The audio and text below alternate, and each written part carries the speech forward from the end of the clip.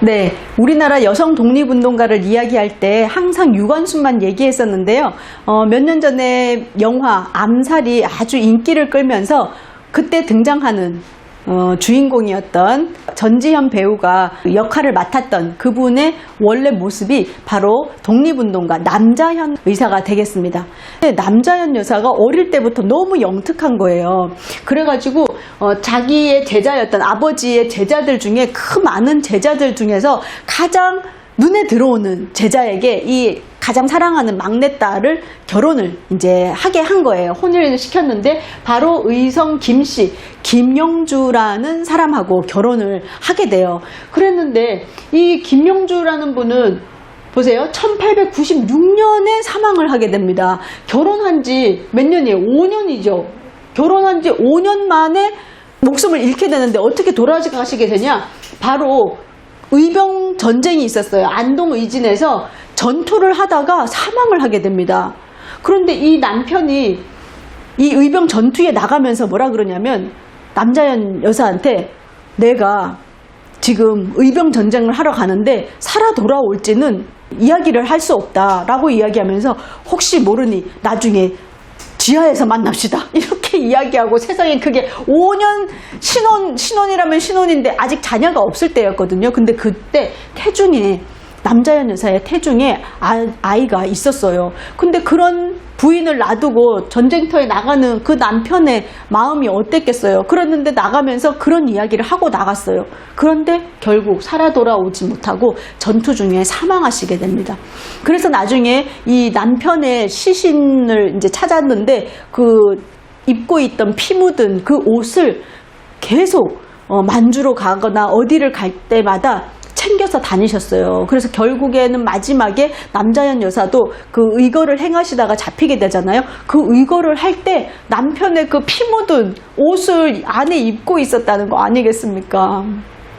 수십 년이 지나도 그 의로운 활동을 하면서 그 남편이 흘린 옷을 간직하고 또 그 옷을 입고 남자현 여사도 똑같이 나라를 위해서 목숨을 바친 이 부부를 우리가 생각할 때 정말 그 부부애라는 게 이런 조국을 민족을 위한 그 부부를 우리가 좀 꼭 기억해야 되지 않을까 이런 생각을 하게 됩니다. 그래서 이제 이분은 남편이 돌아가시고 나서 홀로 아들을 출산을 하는데 외아들 김성삼을 출산을 하게 됩니다. 그래서 생계 유지를 위해서 이분은 길쌈도 하고 농사도 짓고 또 심지어는 장사까지도 하는 그런 모든 일들을 다 허드렛 일들까지 다 하면서 시어머니도 모시고 자식도 키웠다는 겁니다. 그리고는 이런 일만 한 게 아니라 의병 활동, 자기 남편도 의병 활동하다가 돌아가셨고 또 아버지도 친정 아버지도 의병 활동을 하셨기 때문에 의병을 지원을 했어요. 그래서 아버지인 남정한의 제자들이 다 의병 활동을 했거든요. 그래서 그 의병들을 도와주는 그런 활동을 하셨습니다. 그리고 이제 1917년에 되어서야 시어머니가 돌아가신 후에 또 이때는 조선시대 그때잖아요. 그리고 또 아버지가 또 훈장 선생님이었고 하니까 이런 걸 다 지키느라고 3년 상까지 다 치르십니다. 그래서 탈상을 딱 마치고 나서 이제 나는 이 집안의 며느리로서 할 일을 이제 다 했다. 이제 나는 독립운동, 남편을 따라서 독립운동을 해야 되겠다라고 마음을 먹어요. 그러면서 만주로 이주할 계획을 세우게 됩니다. 거기 지역에 많은 분들이 안동에 석주 이상용이라든지 김동삼이라든지 김대략이라든지 이런 분들이 독립운동 많이 하셨던 분이 지역이 바로 경북 지역이었잖아요. 그래서 그런지 만주로 이주를 계획을 하고 있었어요. 그래서 가는 길에 길목에 서울을 들렀는데 서울에서 마침 무슨 일이 일어나 3.1 혁명이 일어나게 된 거예요. 그래서 이때를 보고 독립운동에 이때 3.1 운동에 적극적으로 주도적으로 한 거는 아니지만 이때 참여를 하고 나서 만주 통화연으로 이주를 하게 됩니다. 그래서 거기서 서간도에서 그 안동 사람이었던 이상용이라든지 김동삼 이런 분들을 만나게 되고 서로 군정서에 가입을 하시게 돼요. 그러니까 직접 이제 나도 전투를 하는 그런 무장 항쟁을 해야 되겠다라고 생각하신 분이 남자현 의사세요. 그래서 이제 이 처음에 갔을 때 경학사, 부민단, 한족회, 군정부, 서로군정서, 대한통군부 이런 것들을 이제 다 걸치면서 뭐라 하느냐, 군정서 대원들을 먹이고 입히고 이런 활동들을 하셨어요. 근데 이 남자연 선생이 얼마나 이런 활동들을 잘했는지 뭐죠?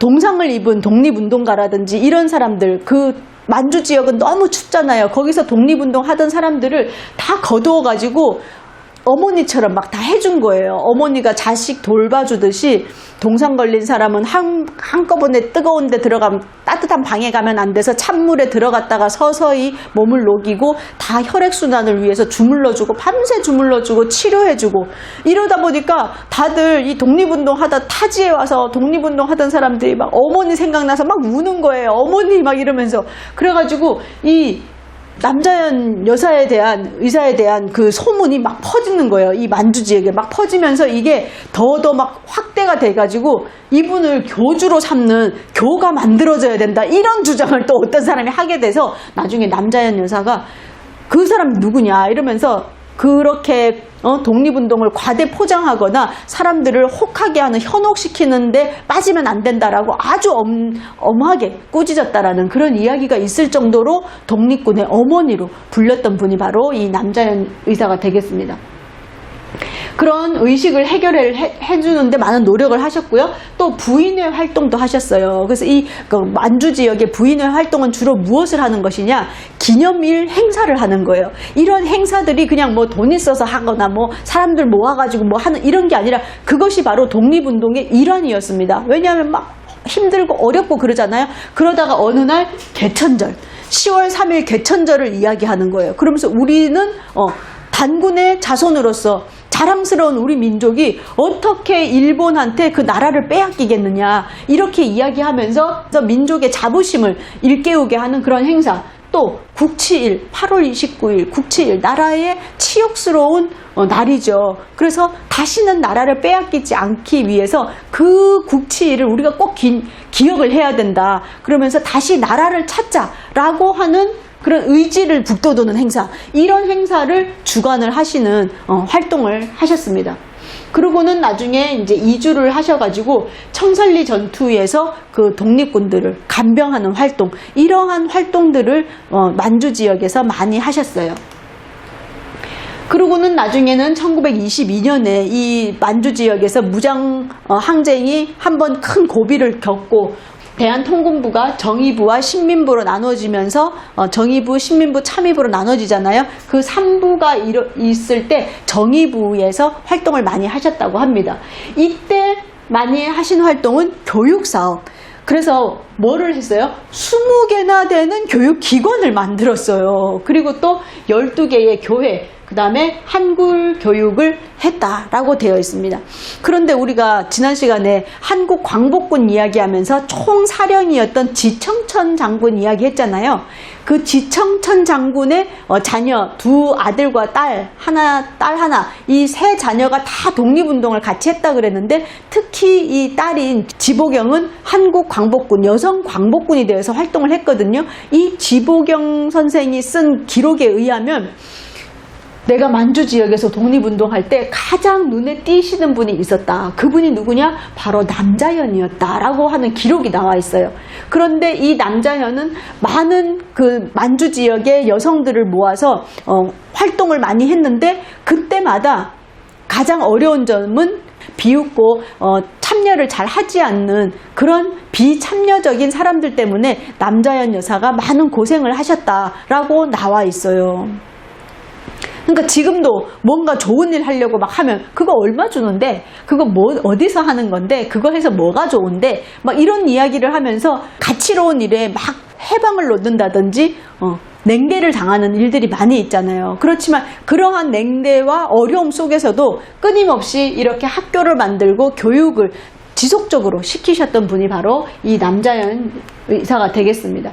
그리고 그 이후로는 독립운동가를 후원한다든지 또 감옥에 갇히거나 재판을 할 때 구명운동을 하시는 그런 활동을 하셨고요. 이런 것뿐만이 아니라 무장투쟁도 직접 행하시게 됩니다.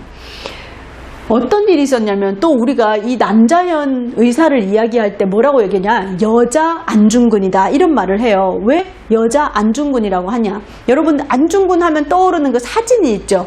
이렇게 탁 해가지고 손가락이 하나가 없는, 한 마디가 없는 그 사진을 기억을 할 텐데, 이렇게 단지 동맹, 손가락을 자르면서 독립의 의지를 굳건히 했던 분이 안중근 의사이기 때문에 우리가 이 남자현 의사도 여자 안중근이라고 하는데, 단지를 세 손가락의 여장부라고 이야기하는데 사실은 세 손가락을 잘라서 두 손가락의 여장부였어요. 뭐냐 하면 1920년 8월 29일 날, 8월 29일이 뭐죠? 국치일이죠. 이 국치일을 기념하는 그 날이었어요. 그러니까 1910년 8월 29일에 나라를 잃었잖아요.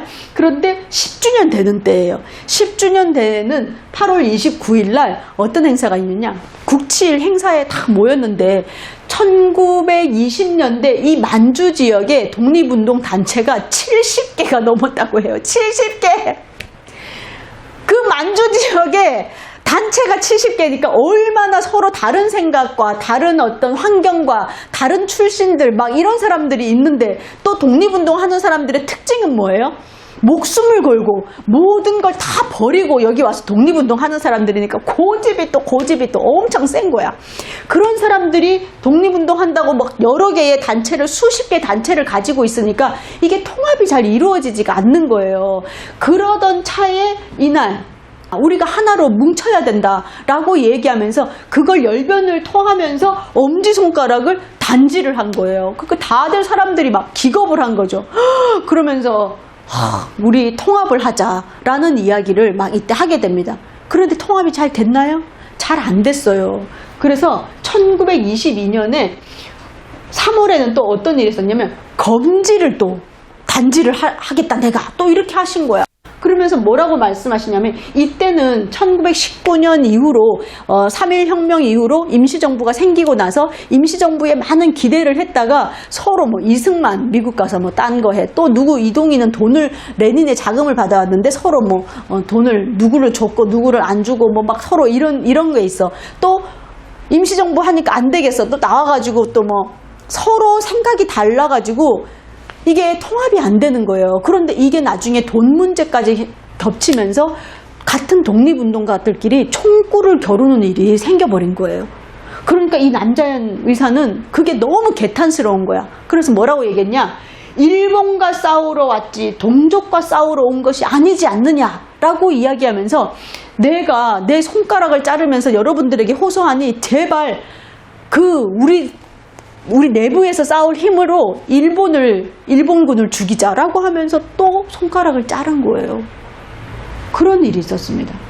그리고 10년 후인 1932년, 이때는 어떤 때였냐면 만주사변이 일어났어요. 그래가지고 일제가 만주국을 이제 성립하려고 할 때, 그때 국제연맹에서 아니 저기 일제가 만주 땅을 세운다고 하는데 러시아 사람 반대해, 중국 사람 반대해, 조선 사람들이 막 반대한다는 거야. 근데 일본에서는 아니다, 여기 우리가 오히려 더 이렇게 좋게 해준다, 청나라 풍이도 우리가 와가지고 우리 보고 나라 만들어서 통치하라고 한다 라고 하니까 누구 말이 진짠가 하고 그거를 조사를 하러 오는 거야. 만주국을 조사하러 국제연맹이 오니까 이 리튼경이 올 때, 이때 우리 조선 사람들은 독립을 원한다. 일제가 이렇게 우리 조선뿐만이 아니라 만주 이런 데 와가지고 막 침략을 하는데 이거 우리가 원해서 하는 것이 아니다라는 그 의지를 보이기 위해서 손가락을 잘라가지고 그걸 이렇게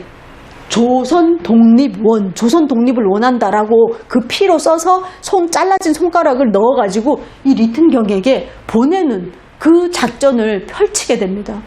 그래서 총 손가락을 몇 개를 잘라? 3개의 손가락을 잘라서 나중에는 손가락이 2개밖에 안 남는 그런 분이셨어요. 그런데 우리가 볼 때 지금 조금만 이렇게 비어도 너무 아프잖아요. 근데 손가락을 아예 잘라버리는 거야. 근데 이 당시에 단지를 했다가 돌아가시는 분이 많았대요.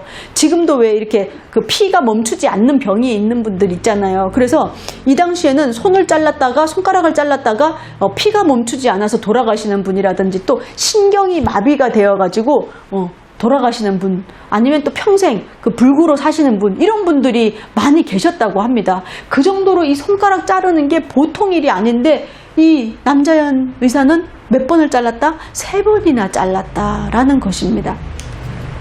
그래서 지금 천안에 있는 독립기념관에 가면, 독립기념관 그 뒤쪽에 공원에 가면 어록비 같은 게 많이 있어요. 그 중에 남자연 여사는 조선 독립원이라고 하는 그 손가락의 그 피로 쓰신 것들이 이렇게 남아 있습니다. 사이토 총독을 암살할 계획을 세워요. 그래서 1925년이다, 1927년이다 라고 논문마다 조금 다른데, 어쨌든 이때 1920년대 중후반에 암살대를 조직을 합니다. 그래가지고 그 순종 황제가 서거를 해가지고 60만세 운동이 일어나는 때예요. 그래서 60만세 운동이, 순종의 장례식을 행하기 위해서 이 조선 총독부에 총독이 올 거니까 그때 저격하자, 사이토 총독을 라고 해서 남자연 여사도 가장을 해가지고 그 창덕궁 쪽으로 간 거예요. 그런데 지금 우리도 창덕궁에 가면 이제 그 유네스코 세계유산이어서 저희가 역사 문화 해설을 하잖아요. 그런데 거기 금호문 쪽에 가면 이 송악선 의거터라고 하는 그 비가 있어요. 그런데 이 남자연 여사도 갔는데 누가 먼저 해? 송악선이라는 의사가 먼저 이 사이토 총독을 저격하는 일을 벌이게 됩니다. 그런데 물론 이제 실패를 하게 되죠. 그래서 이제 다시 돌아와가지고 만주 지역에서 뭐를 만드냐? 조선혁명자 후원회를 만들게 돼요. 뭐냐면 이 당시 이제 1920년 넘어가면서 일제가 친일 세력들을 이제 조직적으로 만들잖아요. 그러다 보니까 독립운동 했던 사람들도 이제 뭐 1, 2년 해가지고 독립이 안 되고, 그리고 너무 많은 핍박, 그 다음에 가족들이 고통을 받는다든지 경제적인 활동도 못하고 이렇게 되다 보니까 많은 사람들이 이 일본의 회유에 자꾸 넘어가게 되는 거예요. 그래서 이렇게 하지 않기 위해서는 우리가 이런 독립운동 하는 사람들과 그 가족들을 생계를 어느 정도 안전시켜 주어야지만 된다라고 해서 후원회를 만들게 됩니다. 그러니까 이 독립운동 하셨던 이 남자연 여사의 그 활동들을 이렇게 다 이렇게 짚어보다 보면 그 당시에 독립운동을 하는 것이 얼마나 힘들었는지를 우리가 알 수가 있죠. 27년에는 길림 지역에서 이 독립운동가들이 어마어마하게 검거되는 사건이 일어나요. 그래서 그 중에 300명이 우리 독립운동가들이 체포가 되고 47명이 감옥에 갇히게 됩니다. 그래서 이렇게 탄압이 이뤄지는 그런 과정 속에서 일송 김동삼 선생이 감옥에 또 갇히게 돼요. 30년대에. 그때 여성이다 보니까 일제가 조금 가족들이 그냥 찾아왔다라고 해서 면회를 오는 것을 허락을 해줘요. 그래서 남자연 여사가 가서 이 김동삼 선생의 이야기를 듣고 독립운동가들에게 전해준다든지, 또 김동삼 선생님이 이제 그 서대문 형무소로 이감이 되게 되거든요. 중국 땅에서 잡혔기 때문에 이감이 될 때 그때 이 탈출을 시키려고 하는 계획을 세우게 돼요. 그런데 그걸 딱 준비를 하고 있었는데 그 일제가 이걸 알았는지 어쨌는지 날짜를 급하게 바꾸게 되면서 구출 계획이 실패로 돌아가게 됩니다. 그리고 결국에는 김동산 선생님은 서대문 형무소에서 15년형을 선고를 받고 감옥에 계시다가 고문 후유증으로 인해서 이제 37년에 서대문 형무소에서 순국을 하시게 되죠. 그래서 이러한 일들이 있었습니다. 그런데 결정적으로 1933년에 이 만주국 대사 부토 노부요시라고 하는 이 사람을 처단할 계획을 이제 수립을 하게 돼요. 그래서 우리가 이게 그 영화 암살에서 이 남자현 역을 했던 이 전지현이 있는데요. 이때 이제 이런 암살을 준비를 하잖아요. 그러한 일을 직접 이제 계획을 하시고 거행을 하시다가 이게 발각이 돼서 이때 검거가 됩니다. 그런데 이때 검거를 할 때 누가 검거를 시키냐? 밀정인 이종형이라고 하는 아주 대표적인 친일 매국노가 있어요. 이 이종형은 나중에 반민특위 해방이 된 이후에 반민특위 만들어지잖아요. 반민특위 1호가 박흥식이에요. 2호가 바로 이 이종형입니다. 밀정 이종형. 이 이종형이 어느 정도 악랄한 사람이냐? 이 사람은 밀정을 잘하기 위해서 어디에 들어가? 의열단에 침투를 해요. 자기가 의열단 단원이 되겠습니다. 그리고 의열단 김원봉을 찾아가가지고 의열단이 돼. 의열단 활동에서 실패하는 많은 일들이 이 이종형 때문에 실패하게 되는 겁니다. 그러면서 독립운동가를 세상에 250명이나 가둔 사람이 이종형이야. 그러니까 이 이종형이 얼마나 악랄한 줄 알겠죠. 이 중에서 17명을 사형을 집행을 하게 만들어버려요. 근데 이것은 17명 사형이라는 것은 법원에서 사형 재판을 받아서 한 게 17명이고 이 독립운동가를 찾아내는 과정에서 이종형이가 칼로 찔러 죽이거나 총으로 그냥 독립운동가를 쏴 죽이거나 한 사람이 70명이라고 하는 이야기가 남아있을 정도로 악랄한 그런 사람이었다는 거예요. 그리고 나중에는 이제 총진회라고 하는 친일 단체를 만들어 가지고 신사참배를 노골적으로 강요하는 이런 일들도 하게 되고요. 그런데 이 사람은, 이 이종형은 대단한 게 뭐냐면 해방이 딱 되자마자 누구를 찾아가는 줄 아세요? 해방 전국에서 이 국내에서 가장 파워가 있는 사람이 누구였어요? 바로 여운형이었어요. 그래서 일제가 패망하면서 나가면서 누구한테 찾아가느냐? 여운형을 찾아가서 일본 사람들의 안전한 일본으로 돌아가는 것을 도와달라라고 얘기했던 사람인데 이 여운형을 찾아가가지고 이종형이 나도 평소에 여운형 당신을 존경하고 있었다. 나랑 같이 활동을 하자라고 이야기합니다. 내 도움이 필요할 것이다.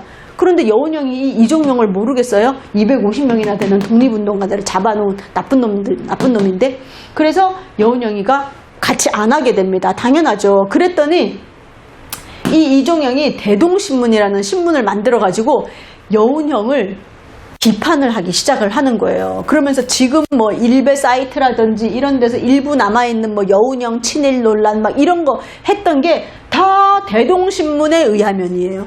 그리고 이종형이가 자기가 이 거짓말을 해도 대놓고 해. 뭐냐면 자기가 일본을 막 추앙하는 시를 써요.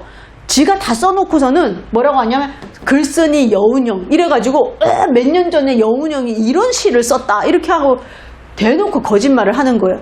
근데 이제 하다 너무 많이 하니까 이제 언론 이 대동신문이 폐간이 되게 됩니다. 근데 그 이후로 공금 횡령을 한다든지 부정 축제를 한다든지 이런 일들이 많이 있었는데도 불구하고 그냥 풀려나요.